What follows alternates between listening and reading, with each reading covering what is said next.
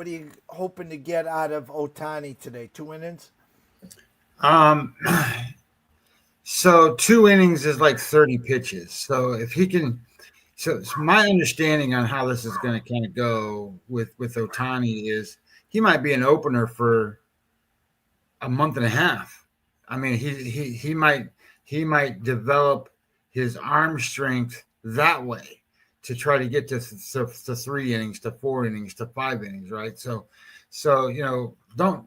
I think sometimes you sit there and you forget how good he is as a pitcher, because the truth of the matter is when he came in and he played for the Angels, he was a better pitcher than he was a hitter. And then he goes to the Dodgers last year and hits 35 million home runs and does all the stuff that he does just as a DH. And you forget that he goes out there and throws 100 miles an hour fastballs. You know what I mean? Like that's the thing.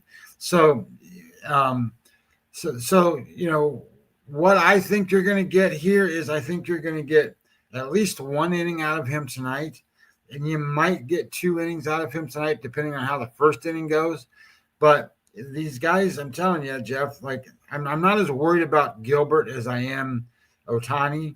Gilbert's already pitched a little bit this year, and I think he's going to come back, and I think he'll throw pretty well today.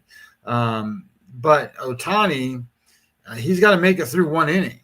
And I know that sounds like holy crap, he'll make it through 1 inning, but that's not true. What if he goes out there and he can't throw a strike? And then all of a sudden you got guys on base, and this is the Padres. The Padres hate the Dodgers. So, and they got guys that can hit.